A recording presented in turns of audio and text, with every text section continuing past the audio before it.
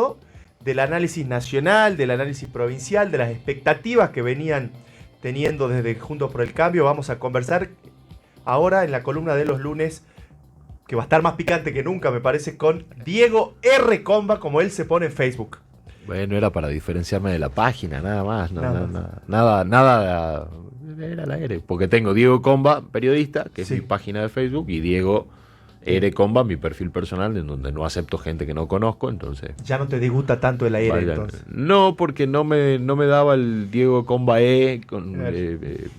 porque no me dejaba poner la E al final. No son tonteras, tampoco vamos a hacer una noticia de todo esto.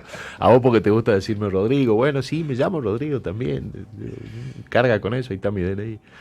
¿De todo eso vamos a hablar? ¿Un montón? ¿De todo ¿Es eso? mucho? ¿Es mucho? No sé, qué sé yo. Veamos qué sale. Buen día. Ni siquiera saludé yo, qué horrible que soy. ¿Cómo andamos? ¿Bien? Bien. A priori, el gobierno esperaba una derrota, pero el temor era que la derrota se profundice, se agudice, que sea mayor, pero terminó recuperando muchos votos en provincia de Buenos Aires y termina recuperando algunos distritos clave. Por lo menos el norte de la Argentina y Tierra del Fuego se volvieron a pintar de celeste íntegro, salvo Jujuy, pero en Jujuy también no fue una buena elección de Morales porque terminó perdiendo un diputado nacional a mano de la izquierda, fue 1-1-1. Sí, lo de la izquierda en Jujuy es histórico, sí. Bueno, y lo de Salta, lo habíamos dicho la semana pasada acá, que yo no veía muy claro un escenario de 1-1-1 como venía sucediendo.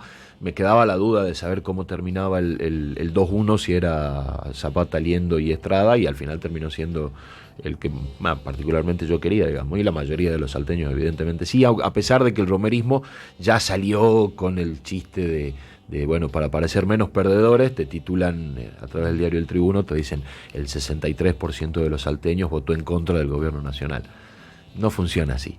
La mayoría de los salteños eligió a la lista del Frente de Todos en la mayoría de los departamentos y terminó siendo la lista más votada, termina metiendo 2 diputados nacionales, cosa que no sucedía en elecciones nacionales intermedias desde el año 2005. Desde el año 2005 en Salta, en las elecciones intermedias, no en las generales que van con presidente y todo, sino en este tipo de elecciones, siempre Salta venía metiendo 1-1-1. Yo no me acuerdo del 2005, la verdad. ¿2005 fue Urtubey candidato a diputado nacional? No estoy muy seguro. Porque en el 2009 fue el Flaco Yarade, la primera intermedia. 2009 fue el Flaco Yarade, 2013 fue Vitaiza, 2017 fue Andrés Sotos. Pero siempre fue 1-1-1. Siempre fue una elección de tercios, digamos. Siempre fue 1-1-1, entonces es dable el mérito de la lista del Frente de Todos y de todo el equipo que planificó la campaña, porque logró quebrar, si se le puede decir así, una racha que venía arrastrándose desde hace muchos años. En Salta es muy interesante. Además, la tendencia se valora más, dada la coyuntura económica, política y social, porque estamos en un año muy complicado, saliendo de pandemia, con pérdida de poder adquisitivo, y así todo, si bien el Frente de Todo a nivel nacional metió 33 puntos, que Salta más o menos está por esos números, después de las pasos parecía que se venía la apocalipsis, digamos. No sé, a mí nunca me pareció tanto. Vos sabés que yo le bajé bastante el precio a esa discusión de las pasos, porque las pasos no elegías nada. Sí. O sea, sí elegías candidatos de cada una de las listas que habían propuesto sus internas o sus listas como precandidato. Entonces lo que se definía eran justamente las candidaturas, ¿no? Eso de hablar del triunfo electoral, y lo vimos acá en Salta, ¿no? Acá en Salta el amarillo de Juntos por el Cambio, que había presentado 4 listas, estaban fantástico, a pesar de que habían salido segundos. Ellos decían, nos llevamos puesto todo, y no, las pasos son una cosa, las generales son otras, se eligen cosas totalmente diferentes, la competencia electoral es distinta y la propuesta es totalmente distinta, ¿no? Porque muy probablemente alguna persona haya decidido votar a Juntos por el Cambio en las PASO y ya definida la lista no le gustó más y terminó votando a Estrada, que supo contener una buena cantidad de votos de Guaymás.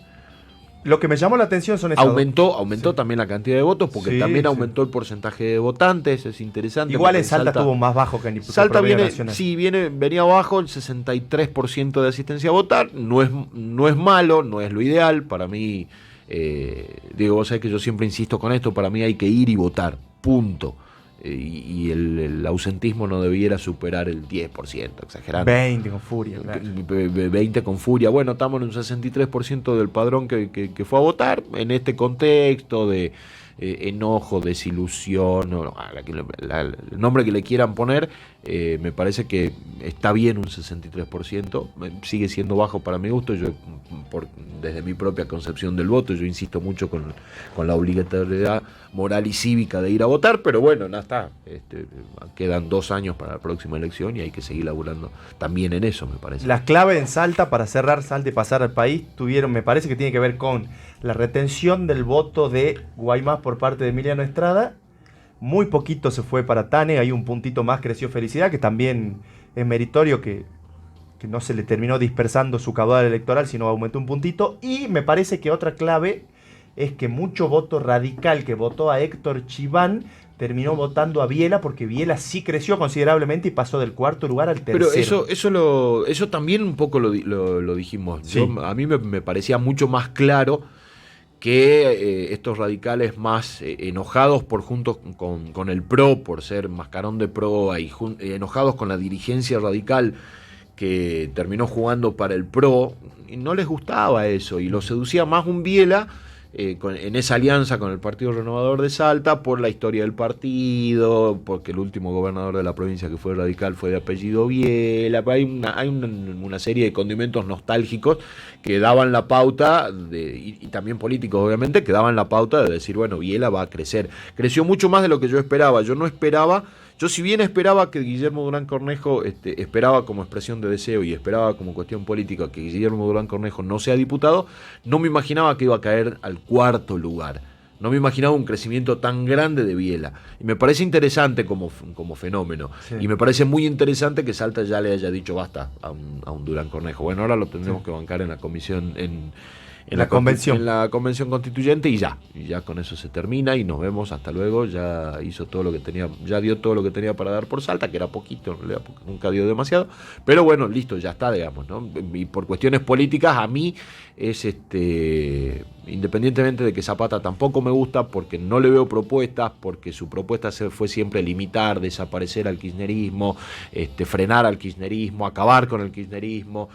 Digo, señor, vaya a un psicólogo y trate su temita de la obsesión con el kirchnerismo, porque no va por ahí. Claramente la mayoría de la ciudadanía en Salta, salvo la hostilidad de la capital, pero en la capital del centro, porque en la periferia termina ganando el Frente de Todos, el que vive en el centro, que no le importa absolutamente más nada que tener asfalto y la Plaza 9 de Julio, termina votando a un tipo como Zapata, sin propuestas, totalmente hostil, agresivo. Pero bueno, nada, la hostilidad de la capital para con las cuestiones más populares o comunitarias, el capitalino es más individualista, bueno. Es su forma. Es una tendencia global, no solamente argentina, ¿no? De los grandes centros urbanos. El perfil electoral de los grandes centros urbanos pasa en Brasil con el cordón industrial de San Pablo, con el centro de Río de Janeiro, después el nordeste compensa con el PT, o sea, en Estados Unidos mismo también. Y cuando vos terminás diciendo que en la capital ganó el Frente de Todos en la periferia, te terminan diciendo, sí, son los planeros, claro, los que tienen asignación, los que tienen... Y muchachos, ustedes tienen luz subsidiada, tienen sacaron IFE, sacaron Repro, ATP, sacaron ATP, crédito monotributo tasa cero. Entonces, bueno, me parece que hay que estudiarlo de otra forma, pero bueno, está bien, digo, son las reglas de juego de la democracia. Lo importante es que la gente haya ido, haya participado y se haya expresado, ¿no? Porque el voto es una expresión de opinión y es totalmente válida, porque obviamente estamos hablando de la democracia que se fortalece cada vez que se va a votar, ¿no? Respira el Frente de Todos. Sí, y me parece que sí, me parece que ahora van a tener que empezar a juntarse y ver cómo van a trabajar de cara al 2023, cómo siguen las alianzas, si siguen siendo amigos del gobierno o no, si siguen en una etapa de tensión, del gobierno provincial me refiero. Ayer en el búnker hubo una buena comunión entre funcionarios provinciales, más vinculados al peronismo. Digo, me parece que a partir de ahora en Salta se abre como una nueva etapa de diálogo político, y ojalá que los 3 diputados que ganaron ayer terminen siendo un solo equipo de 10 a partir del 10 de diciembre, porque tenemos 7 diputados nacionales, Y más 3 3 senadores nacionales, independientemente de la cuestión ideológica y esta cosa absurda que también termina planteando Romero, de poner en alta el kirchnerismo, decir, bueno muchachos, a ver, nos juntemos los 10, veamos a dónde vamos, porque hay que buscar obras, hay que buscar financiamiento, hay que buscar crédito, hay que buscar cosas, y me parece que laburando de a 10 es más fácil. Me parece absurda la postura de Juntos por el Cambio en todo el país, que ya venían ellos también avisorando un triunfo y ya vamos a buscar la presidencia de la Cámara de Diputados, vamos a ser presidente en el 2023, no funciona así, ¿no? Claramente no funciona así. Y a mí me parece que terminó pesando la recuperación en provincia de Buenos Aires particularmente, termina pesando por una estructura que sí empezó a trabajar, entendió que no se podía seguir en ese ámbito de pelea y de disputa permanente que venía el mismo Frente de Todos, principalmente en provincia de Buenos Aires, y hay ciertos indicadores que te van marcando que lenta pero paulatinamente la recuperación económica se está viendo. Y se empieza a sentir de a poco en el bolsillo. Quilmes, la revertida en Quilmes fue tremenda. Sí, fue muy grande. La ampliación de la diferencia en Lomas de Zamora, en La Matanza, en San Martín. La verdad que ahí se ve cuando los intendentes de verdad están comprometidos, sí, ¿no? Sí, y lo de Ciudad de Buenos Aires es otra cosa totalmente distinta, ¿no? Ciudad de Buenos Aires es hostil. Vamos a la provincia. Vamos a la provincia. 38 bancas de diputados nacionales se repartían en la provincia de Buenos Aires. ¿Coincidís si te digo que es un empate técnico? Si metieron 15 diputados cada uno. Sí, totalmente. No, totalmente. No hay victoria de Juntos por el Cambio en provincia de Buenos Aires. Esperaban que sea 10, 15 puntos de diferencia. Ellos diferencia. esperaban mucha diferencia con el segundo. Victoria Tolosa Paz y la lista del Frente de Todos la remontaron mucho. Sí. Y es haber terminado segundos, pero con la cantidad de votos que terminaron cosechando, es más una victoria del Frente de Todos que una derrota del Frente de Todos, ¿no? No hay victoria de... Encima 15-15 porque quedaron a 20 centésimas. Si hubiera estado arriba de 40 hubiera sido 16-15. Ahí decís, bueno, metimos un diputado más, pero no. 15-15, chao. 3 Expert, 2 la izquierda y Floro Randazzo no hizo piso. Quedó afuera. Randazzo quedó afuera. Si vos lo medís porcentualmente, Florencio Randazzo sacó menos que Felicidad Quetán en Salta. Claro, en términos porcentuales sí. Obviamente, en términos de voto es mucho más grande provincia de Buenos Aires, pero que Florencio Randazzo haya quedado afuera, hay una señal ahí hacia adentro del kirchnerismo o del oficialismo nacional, porque no es solamente kirchnerismo, de, bueno muchachos, nos empecemos a broquelar, porque si no esta gente, ya lo dijeron durante la campaña, vienen por absolutamente todo y de la peor manera. Porque aunque Juntos por el Cambio haya tenido una diferencia mucho más grande, ya el hecho de proponer ir por la presidencia de la Cámara de Diputados ya es un golpe bajo a la convivencia democrática, porque la presidencia de la Cámara de Diputados está en la línea sucesoria de la presidencia de la Nación. Digo, presidente y vicepresidente. Presidente provisional del Senado. Presidente provisional del Senado presidente de la Cámara de Diputados y presidente de la Corte de Justicia son los que están en la línea de sucesión. Ya ir y meterte en esa línea de sucesión no es solamente manejar la caja o la política de la Cámara de Diputados, es meterte en la línea de sucesión, es un golpe bajo a la convivencia democrática. Que lo hayas propuesto ya como eje de campaña es llamativo, alarmante y para mí peligroso. Sí, porque radicaliza una postura en la cual estás rompiendo o intentando quebrantar esa institucionalidad republicana y democrática que supuestamente pregonás, porque nunca se hizo, digamos, el kirchnerismo en el 2015 tenía la mayoría suficiente como para ser autoridad de la Cámara de Diputados y presidente provisional del Senado también. Digamos. Claro, tenía los dos y le dejaron los dos al oficialismo, porque es lo que se estila, porque si no vos estás infiriendo en que tenés expectativa de colarte en la asociación presidencial por algo, por una ventana, no en los votos, y podés sospechar, porque se puede sospechar, y de esta gente se puede sospechar con mucha más razón, que querés llegar a la presidencia por otros caminos antes del 2023, que se vence el mandato de Alberto Fernández. Entonces, a mí me parecía de verdad muy llamativo y tremendamente peligroso que ese sea el eje de campaña. Vamos por la presidencia de la Cámara de Diputados. No es la presidencia de la Cámara de Diputados, vamos por la sucesión presidencial. Los medios nacionales se hacen eco, cuando uno ve los graphs, de Provincia de Buenos Aires, Ciudad de Buenos Aires, Córdoba, Mendoza, Entre Ríos, Santa Fe, paradójicamente la zona núcleo, en donde Junto por el Cambio siempre hace mejores elecciones y hace, sobre todo en las elecciones legislativas intermedias, y es lo que muestran. Pero, por ejemplo, pero en términos porcentuales van a donde están los distritos con más cantidad de votantes. Es el centrismo argentino, sí, que no le hace absolutamente nada bien, ¿no? O sea, ya vemos cómo estamos. Porque estamos en la situación que estamos y con provincias del norte y del sur extremadamente pobres, especialmente del norte, no hay NEA, porque el centrismo mediático y político a lo mucho amplía un poquito y si Santa Fe y Córdoba, ¿qué estarán haciendo? Y listo, ahí se les terminó el país. Entonces por eso estamos como estamos, porque las estrategias de gobierno se hacen en Buenos Aires, pensando en Buenos Aires y sintiendo como si fuera absolutamente todo igual a Buenos Aires, y los medios pasan exactamente lo mismo. Por eso yo siempre insisto, y hace un tiempo que vengo insistiendo con esto, nosotros sabemos mucho más en el interior de la interna de provincia de Buenos Aires, de cualquier partido político, o de ciudad de Buenos Aires, porque tenemos una penetración muy grande de los medios porteños y por ahí no conocemos la propia interna de la política doméstica. Sí. De la política provincial y de la política municipal o en cada uno de los municipios, porque tenemos muy poca variedad de medios hiperlocales y muy poca penetración en sus municipios o en sus provincias de esos medios. Y me parece que hay que empezar a darle un poquitito más de valor, porque tenemos que entender también qué nos pasa a nosotros. Y eso sí me pareció muy interesante de la campaña de Emiliano Estrada. Y lo dijo también Urtubey ayer cuando salió de votar.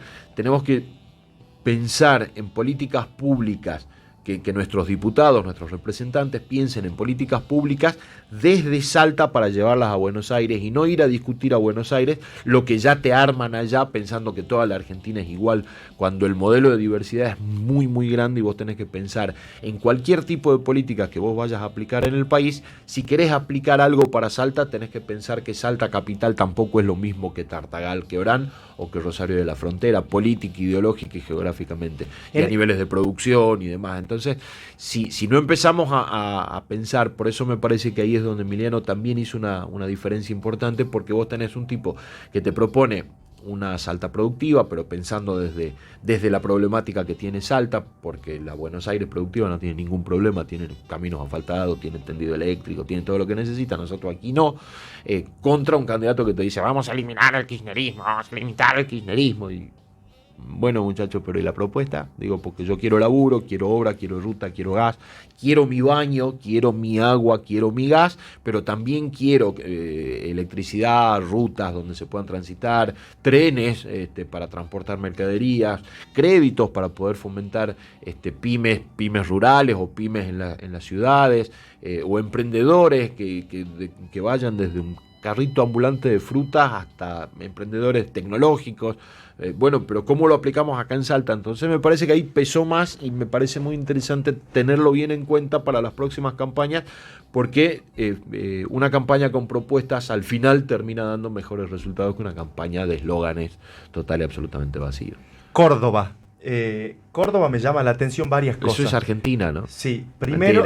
Mentira, sí es, digamos. Pero lo que pasa es que tiene que ver un poco con lo que dijo Alberto Fernández, que hicieron un escándalo de la nada.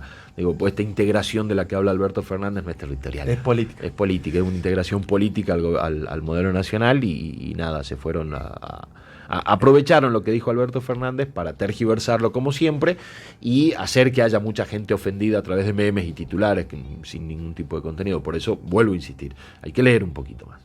Córdoba, yo voy seguido y me llama la atención el nivel de obra pública y de avance que tiene la provincia. O sea, el gobierno peronista a nivel provincial, con el Gallego de la Sota antes, con Schiaretti ahora y ahora con Yarlor en la ciudad de Córdoba, están haciendo cosas extraordinarias.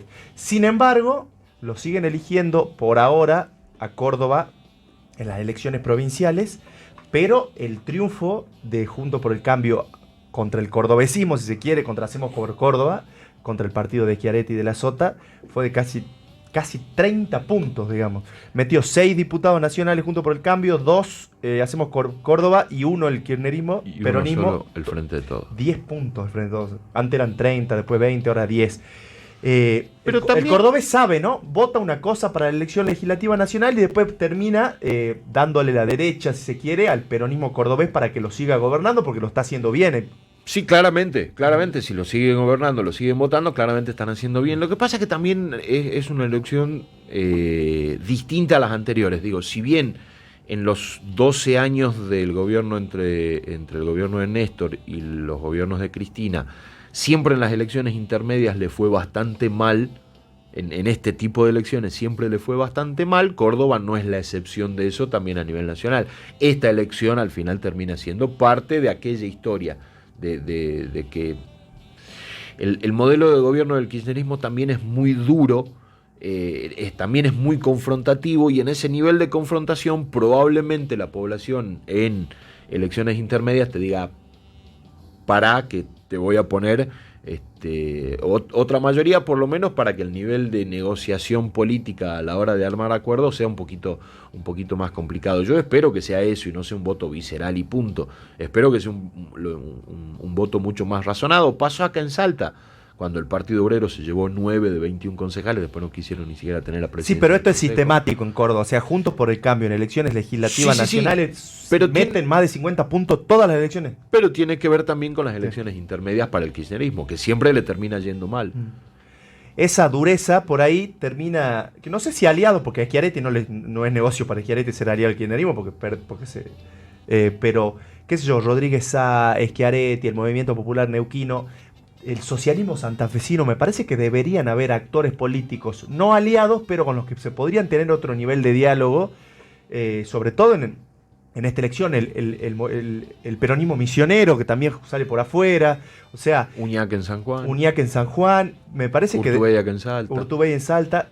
Debería haber una transversalidad inteligente, sobre todo ahora que no tenés quórum propio. Yo creo que van a empezar a trabajarlo así, ¿no? A mí me parece que van a empezar a trabajar esta como tercera fuerza, que es toda esta gente que vos nombraste. Me parece que van a volver a tratar de construir algo de cara al 2023, porque el nivel de tensión que hay entre el macrismo y el kirchnerismo es insostenible a lo largo del tiempo. Porque, yo insisto, las diferencias ideológicas están bien, deben tenerse diferencias ideológicas. El problema es el modelo de discusión, porque vos partís a discutir desde las diferencias y no partís a discutir desde algunos puntos de acuerdo, por más débiles que haya. No partís a discutir desde ahí, porque en algún punto siempre hay algún acuerdo. Sí. Sobre algún tema siempre hay algún acuerdo, si no, no existiría básicamente la democracia.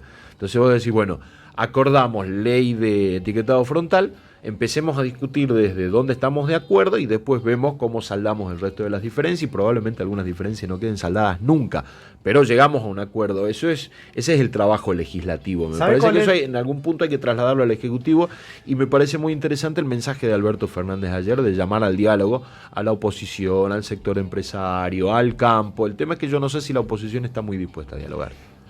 Hoy y parte del kirchnerismo tampoco está muy dispuesto. Tampoco. Hoy es otro escenario. Teníamos un dólar a 206 el viernes. Hoy era un escenario apocalíptico, pero el presidente salió mesurado, habló ayer. Es más, tiró como que van a mandar un plan de metas plurianuales de sostenibilidad, y que tiró algo como que ya estaría también el acuerdo con el Fondo Monetario Internacional, y quieren que pase por el Congreso. Si bien el fondo no te lo exige, el presidente, a diferencia del expresidente, lo debería validar en el Congreso. Quiere que se lo valide por el Congreso ahora los primeros días de diciembre, que es todo un mensaje, no solamente porque el acuerdo con el fondo depende de lo que va a ser la economía el año que viene, sino porque es todo un mensaje de recuperación, si se quiere, de la iniciativa política y de la agenda mediática. Y es clave el acuerdo porque Argentina necesita tener un nivel de recuperación económica, y no estamos hablando solamente de obra pública, que es un gran movilizador, es verdad, pero necesitamos otro tipo de reactivación que te deje más posibilidad de sostener empleo, más posibilidad de tener más plata en el bolsillo de la gente, y no necesariamente a través de planes.